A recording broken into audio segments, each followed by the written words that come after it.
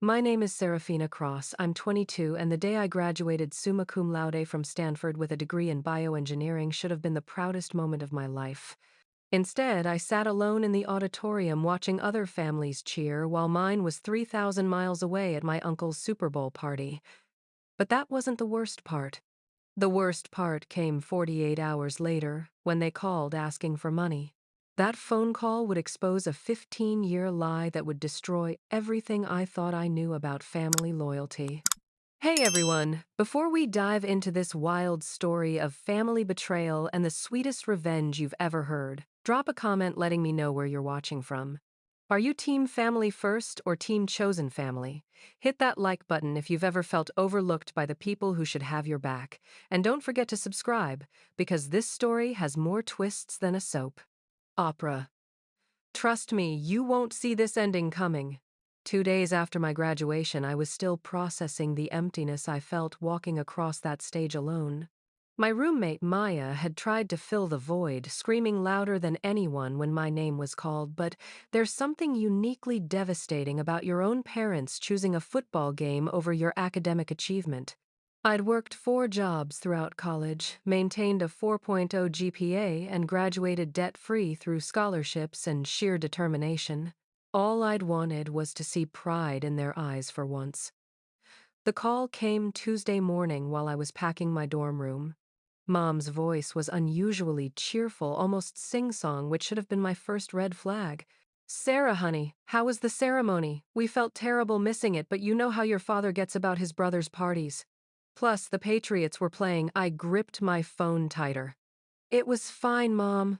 Thanks for asking 2 days later. Don't be dramatic, sweetheart. We always knew you'd do great. You're so independent. Speaking of which, we have some exciting news.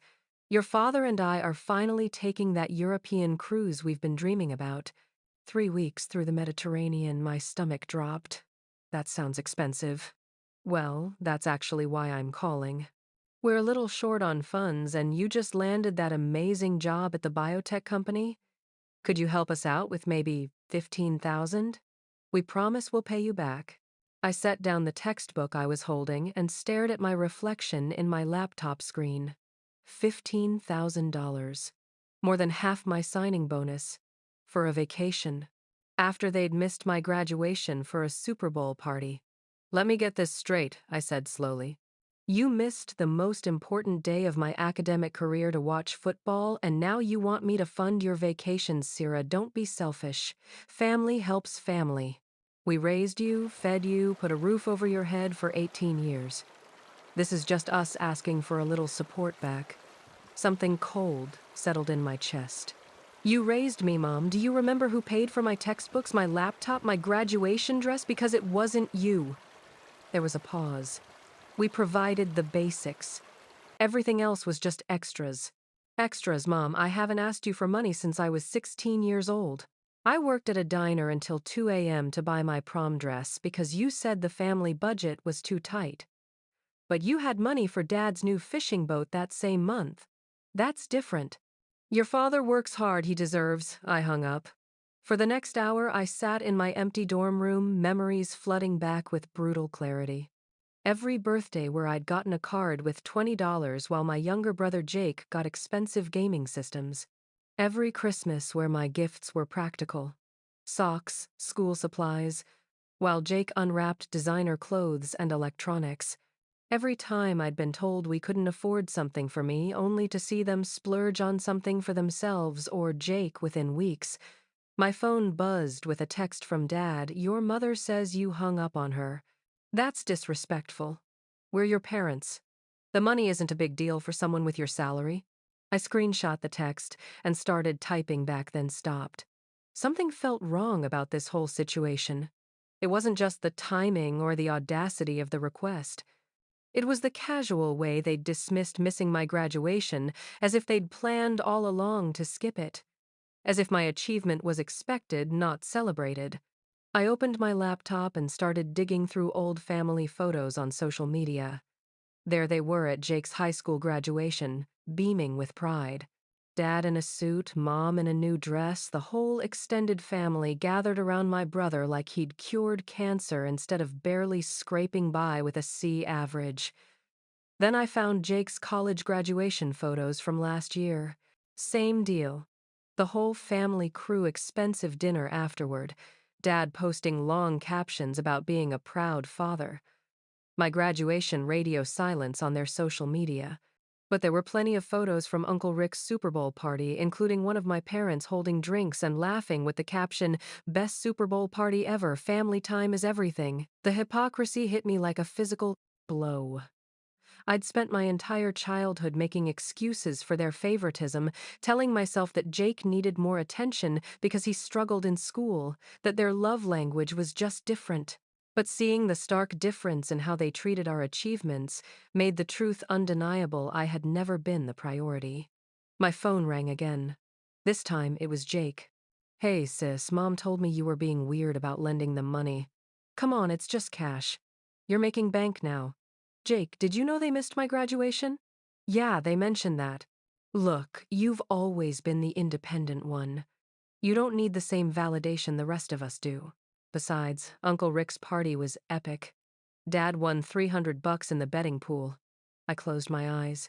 Even my brother saw me as the one who didn't need support, didn't deserve celebration. The family member who existed to solve problems, not create them or have needs of her own. "Did they ask you for money for this cruise?" I asked. "Nah, they know I'm broke. Student loans are killing me." "But you've got it figured out right, that's what you do." After he hung up, I sat in the growing darkness of my dorm room and realized something had fundamentally shifted inside me. The little girl who'd spent years trying to earn her parents' approval was gone. In her place was someone who saw the situation with crystal clarity. They didn't want a daughter. They wanted a bank account with legs. But they'd made one crucial mistake. They'd pushed me too far too soon after showing me exactly where I stood in their priorities. And unlike the compliant, grateful child they'd always expected me to be, the woman they'd created through years of neglect had learned to be strategic, patient, and utterly ruthless when necessary. If they wanted to treat me like an ATM, I'd show them exactly how expensive that assumption could be. I didn't sleep that night. Instead, I did what any bioengineering graduate would do when faced with a complex problem. I gathered data. By morning, I had spreadsheets that would make an accountant weep with joy. 26 years of financial inequality, mapped out in devastating detail. Jake's college tuition, fully paid by our parents. Mine, scholarships and student loans that I'd managed myself. His car for his 16th birthday, a nearly new Honda Civic. Mine nothing because you're so responsible you'll figure it out, which translated to me working double shifts at the diner to buy a 10-year-old Toyota with a broken air conditioner. The vacation fund was particularly illuminating. Over the past 5 years while I was grinding through college, my parents had taken 8 trips. 8. Including a 10-day cruise to Alaska that cost more than my entire first year's tuition. But the real kicker came when I started digging into their social media posts and cross-referencing them with the dates they'd claimed to be financially strapped. Every single time they'd denied me money for something, SAT prep courses, a better laptop for engineering software, even a decent winter coat, they'd made major purchases within weeks. I called my childhood friend Luna, who'd kept in touch with neighborhood gossip. "Luna, random question. Do you remember anything weird about my parents' financial situation when we were kids? Weird how, they always seemed to have money when it came to Jake's stuff."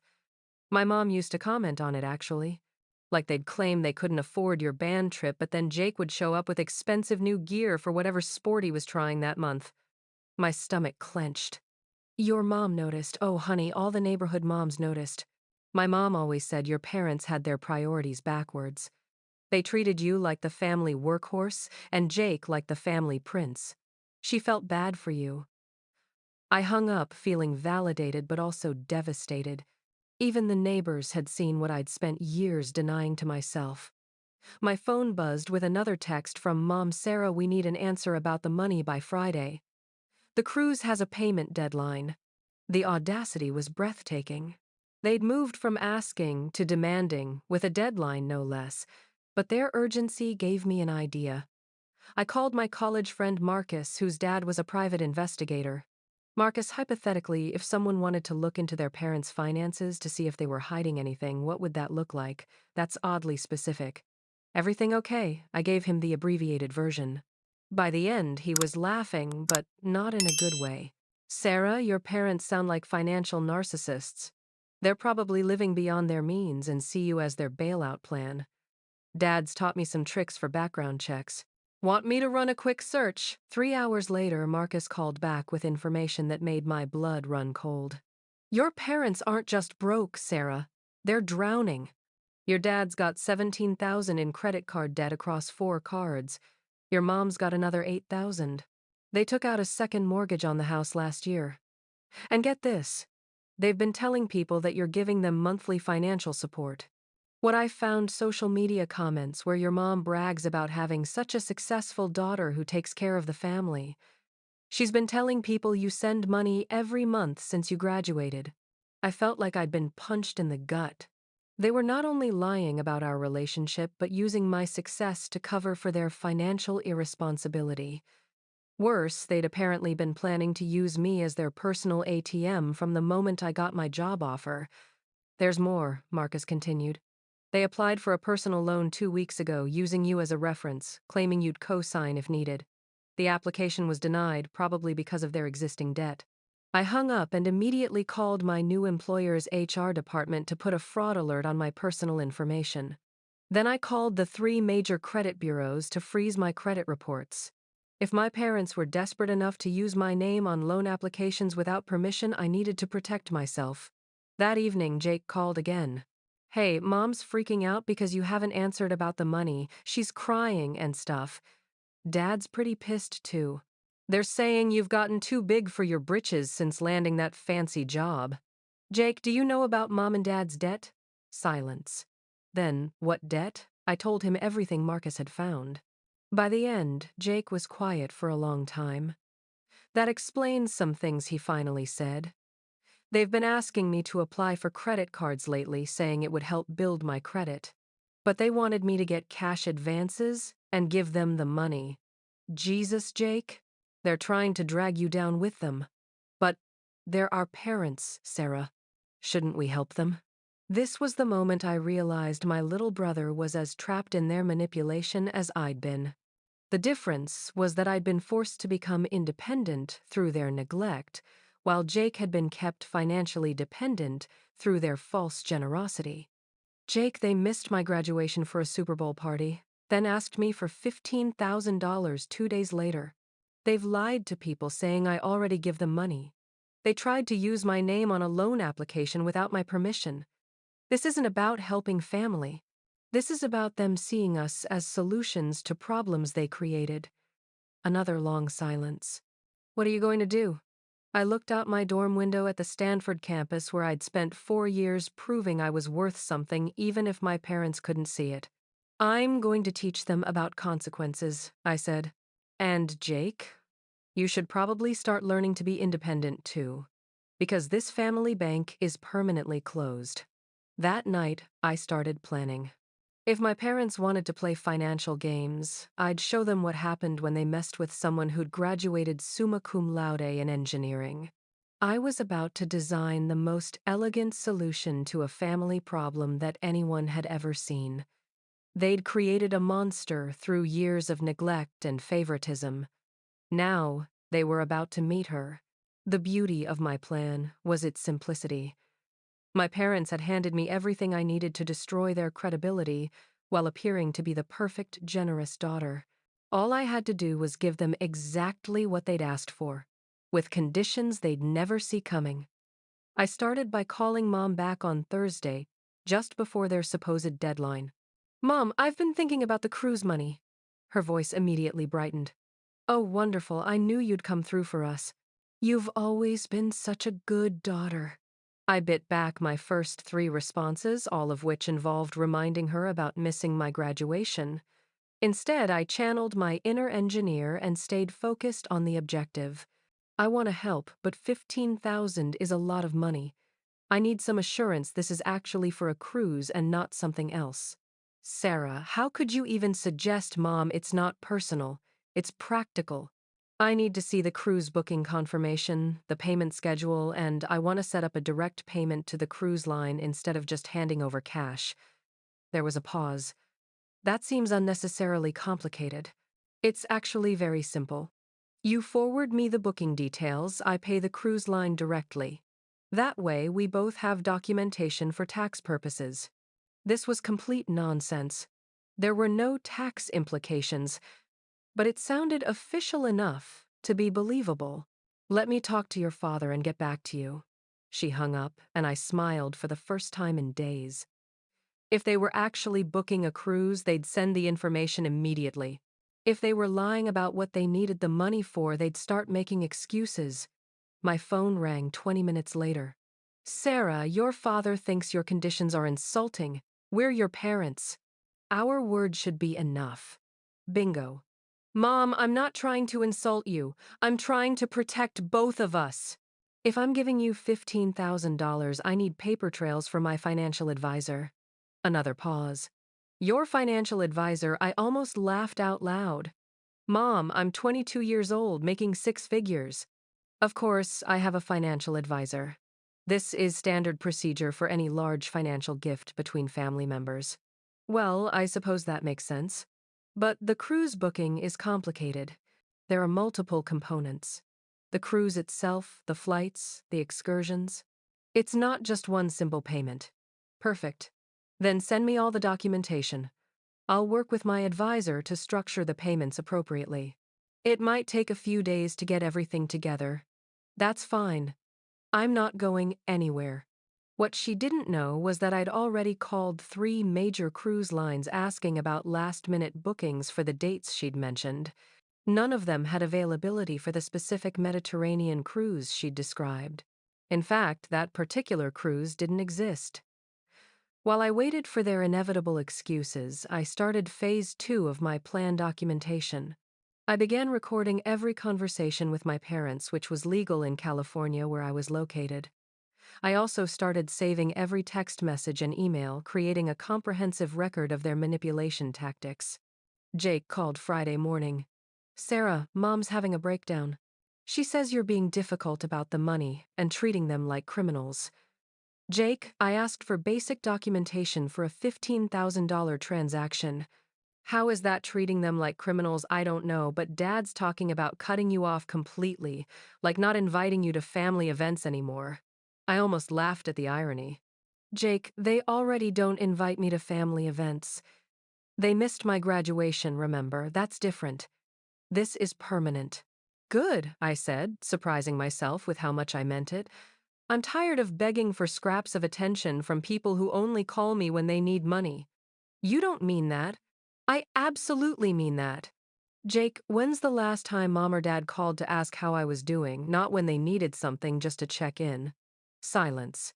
Exactly. They don't want a daughter. They want an ATM.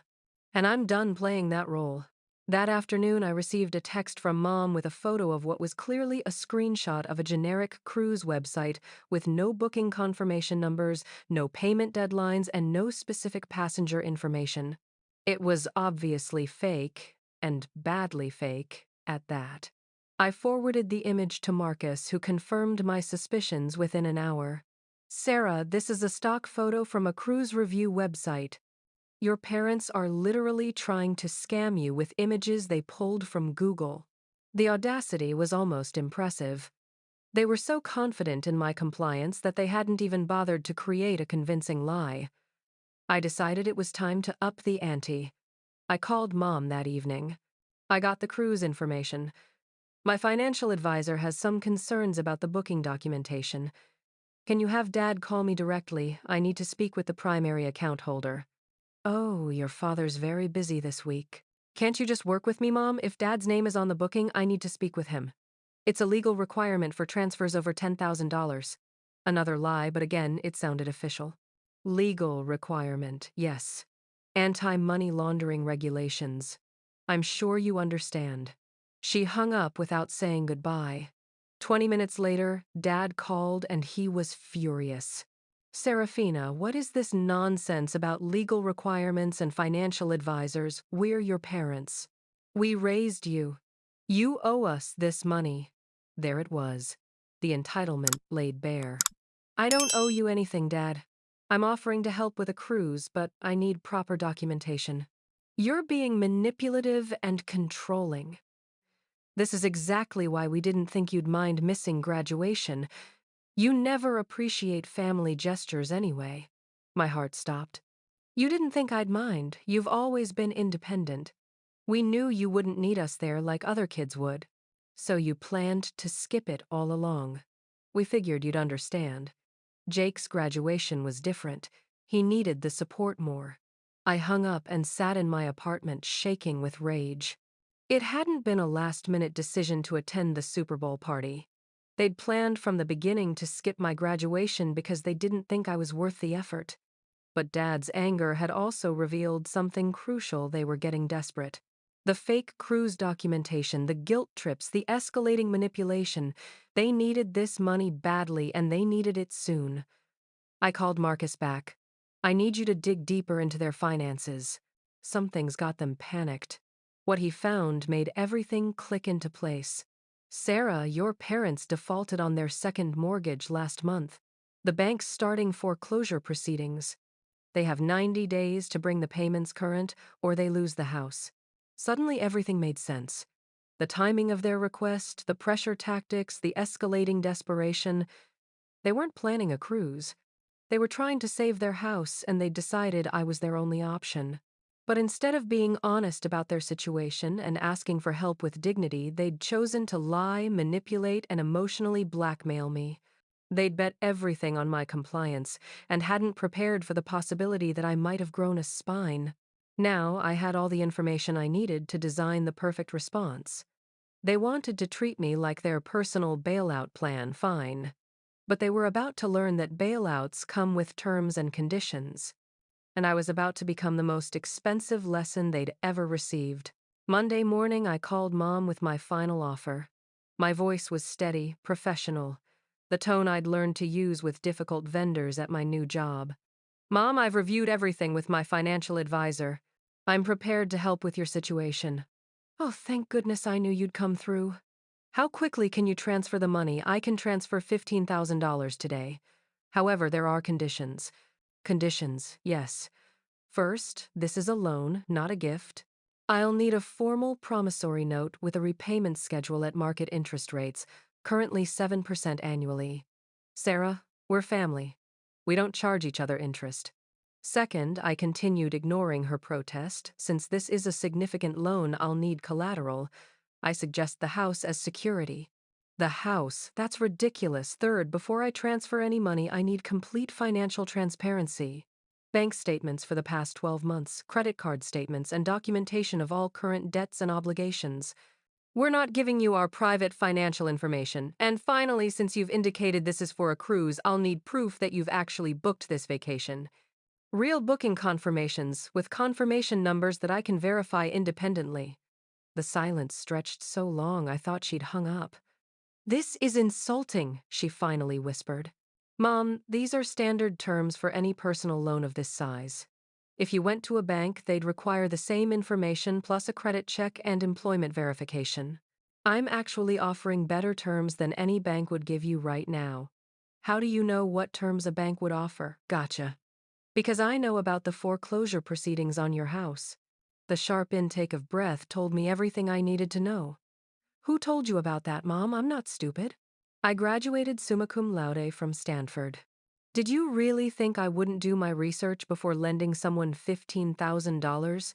Even family, this is our business, not yours. It became my business when you made me your exit strategy. Here's the thing, Mom. I would have helped you save the house if you'd been honest. If you'd called me and said, Sarah, we made some financial mistakes and we're about to lose our home. Can you help us? I would have said yes immediately. We're asking for help now. No, you're not. You lied about needing money for a cruise. You tried to manipulate me with guilt about family obligations. You dismissed my graduation as unimportant while expecting me to fund your financial irresponsibility. You even lied to people, telling them I already send you money monthly. How did you? I know everything, Mom. The debt, the lies, the loan applications with my name on them. Did you really think I wouldn't find out? Her voice turned pleading. Sarah, we made mistakes, but we're still your parents. Doesn't that count for something? Being my parents means you had 18 years to show me I mattered to you. Instead, you showed me I was worth less than Jake's baseball gear and Dad's fishing trips. Now you want me to save you from consequences you created. We love you. No, you don't. You love what I can do for you. There's a difference. I took a deep breath, steadying myself for the final blow. Here's what's going to happen.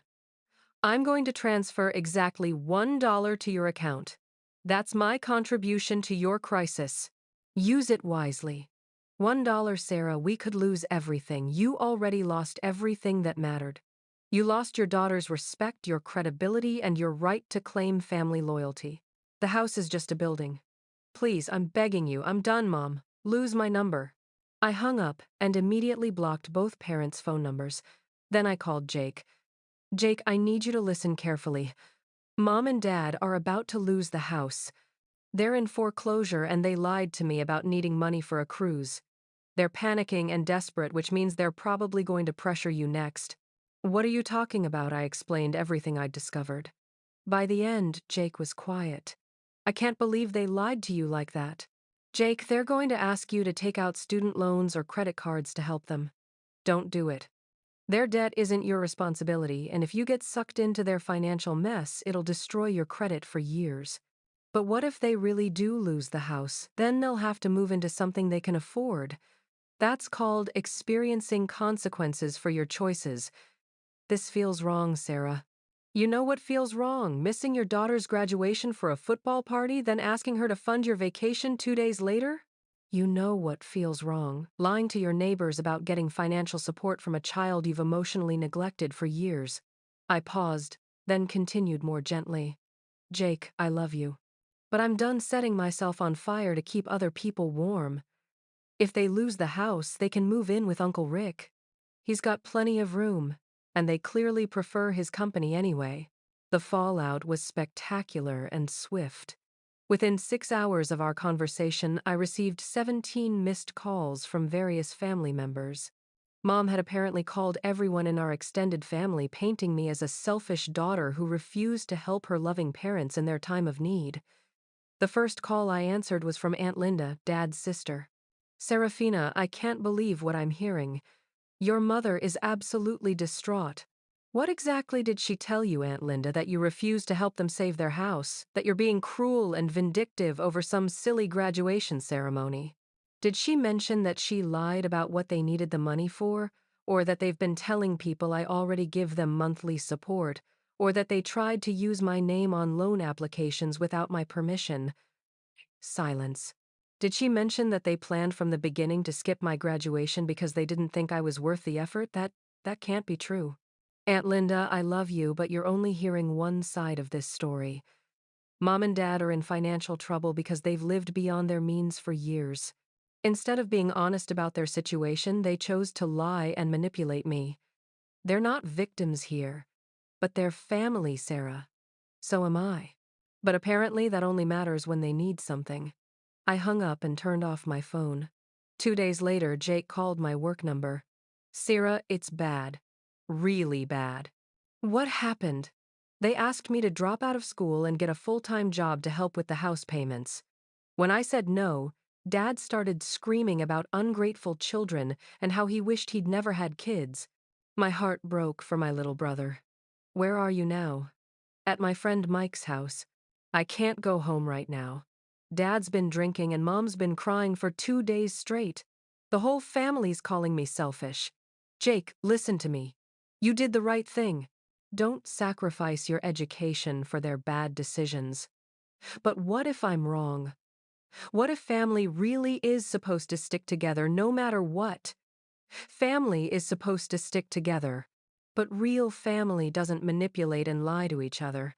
Real family doesn't treat one child like a workhorse and the other like a prince.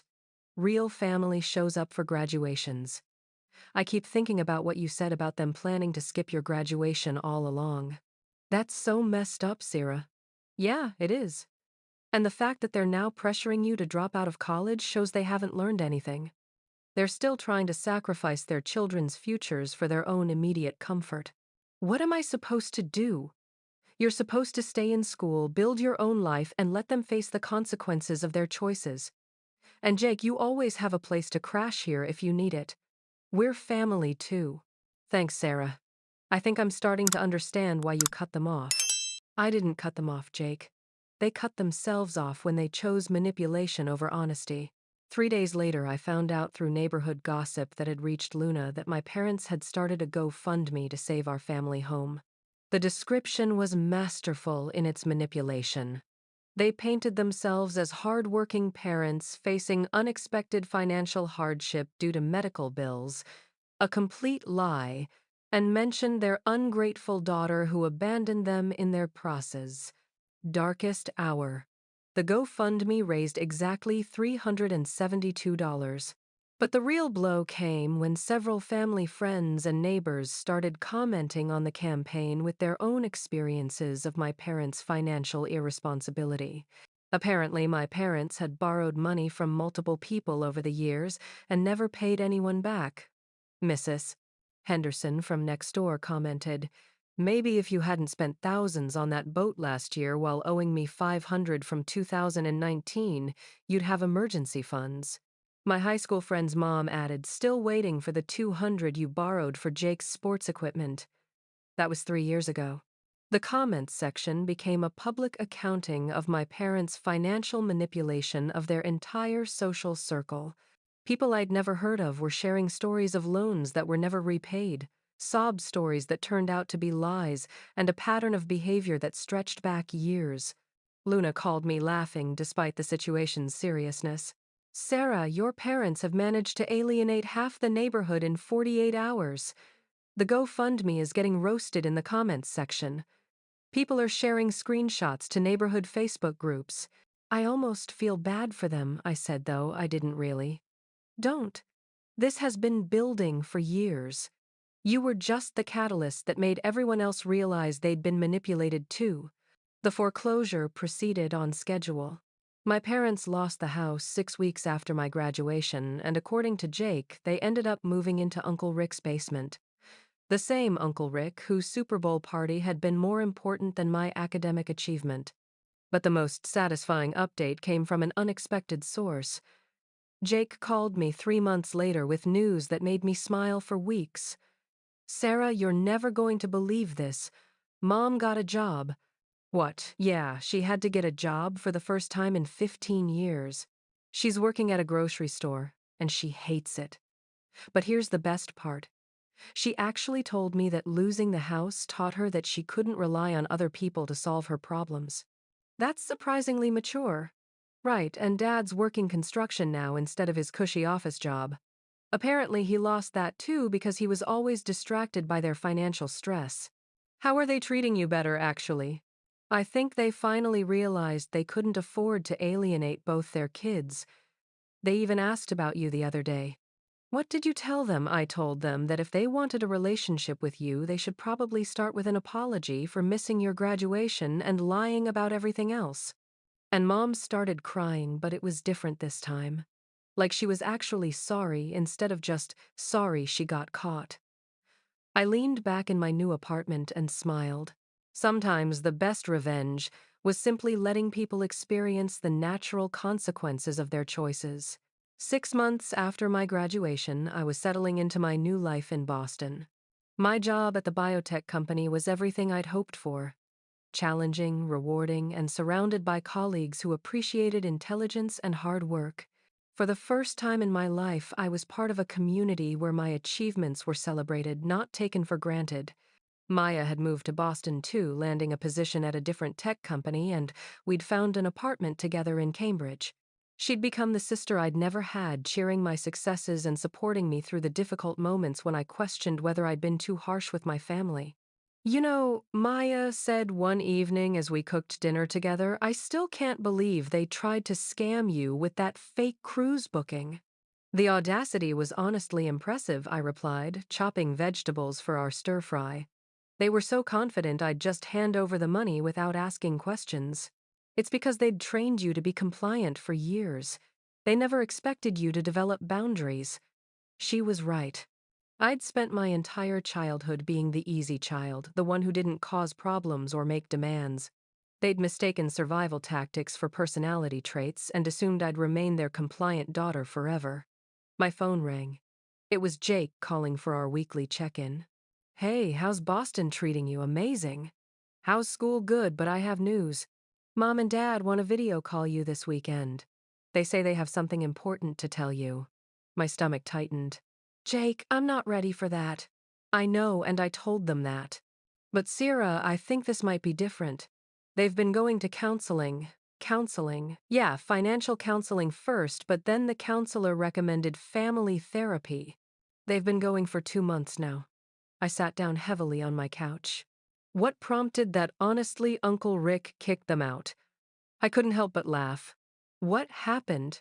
Apparently, Dad tried to borrow money from Uncle Rick for a sure-thing investment opportunity. Uncle Rick told him he was an idiot and that if he didn't get professional help, he wasn't welcome in his house anymore. So they're in therapy because Uncle Rick forced them, not because they realized they'd hurt people. That's what I thought at first, too. But Sarah, I've been to a few sessions with them. They're actually doing the work. Mom cried for an entire hour talking about how she failed you as a parent. I felt tears prick my eyes unexpectedly. Jake, I'm not saying you have to forgive them or have a relationship with them. I'm just saying that they're finally acknowledging what they did wrong. The therapist made them write letters to everyone they'd borrowed money from, apologizing and setting up payment plans. Are they actually paying people back? Yeah, $25 a month to each person. It's going to take years, but they're doing it. I thought about Mrs. Henderson and her $500, about all the neighbors who'd been manipulated over the years. The idea that my parents were finally taking responsibility was almost incomprehensible. The therapist also made them acknowledge that missing your graduation was a choice, not an oversight. Dad had to say out loud that he prioritized his own entertainment over your achievement. How did that go? He threw up afterward. I think the reality of what he'd done finally hit him. We talked for another hour. Jake told me about his improved relationship with our parents, how they were finally treating him like an adult instead of a golden child who needed protection from reality. He also mentioned that they'd hung my Stanford graduation photo in their small apartment, the one Maya had taken when they weren't there. After we hung up, I sat in my living room thinking about forgiveness, consequences, and family. I wasn't ready to have a relationship with my parents yet. The hurt was still too fresh, and trust would take years to rebuild if it could be rebuilt at all, but I was proud of the boundaries I'd set. By refusing to rescue them from their crisis, I'd forced them to face reality and get help. Sometimes the most loving thing you can do is refuse to enable someone's destructive behavior. My doorbell rang, interrupting my thoughts. It was my neighbor, Mrs. Chen, with a package that had been misdelivered. Thank you so much, I said, taking the box. You're very welcome, dear. How was your day? It was such a simple question, but it made me smile. Mrs. Chen asked about my day because she cared about me as a person, not because she wanted something from me. It was good. Really good. After she left, I opened the package to find a care package from my lab colleagues. Fancy coffee, chocolate, and a card, congratulating me on my first successful project presentation. These people had known me for 6 months and showed more genuine care and support than my parents had in 22 years. Maya came home an hour later with Chinese takeout and found me still sitting on the couch holding the card from my colleagues. Everything okay, yeah, I said, and for the first time in my life, I truly meant it. Everything's okay. That night I started writing in a journal. Not about my parents or the family drama, but about the life I was building. My achievements at work, my friendship with Maya, my growing confidence in setting boundaries and advocating for myself. I wrote about the colleagues who celebrated my successes, the neighbor who asked about my day, the chosen family I was creating with people who valued me for who I was, not what I could provide. 6 months ago, I'd been the daughter who wasn't worth showing up for. Today, I was a woman surrounded by people who showed up for me because they wanted to, not because they had to. The girl who'd sat alone at her Stanford graduation was gone. In her place was someone who understood that family isn't just about blood. It's about who shows up, who celebrates your victories, and who chooses you every day. And as for my parents, maybe someday we'd rebuild something. But it would be on my terms, with my boundaries, and only if they proved they'd truly changed. Until then, I had a life to live and dreams to chase, surrounded by people who thought I was worth celebrating. For the first time in my life, I finally agreed with them. Hey everyone, thank you so much for watching my story about family karma and learning to set boundaries. I have to ask, have you ever been in a situation where family expected you to fix their problems without acknowledging your worth? Drop a comment and let me know your thoughts on family loyalty versus self-respect. Should we enable loved ones who refuse to take responsibility for their choices? If this story resonated with you, please hit that like button and subscribe for more real-life stories about standing up for yourself and creating the life you deserve. Share this video with anyone who might need to hear that it's okay to set boundaries even with family. Thanks for being part of this community where we support each other through life's toughest lessons. Remember, you're worth showing up for, and you deserve people in your life who recognize that. Until next time, keep choosing yourself and the people who choose you back.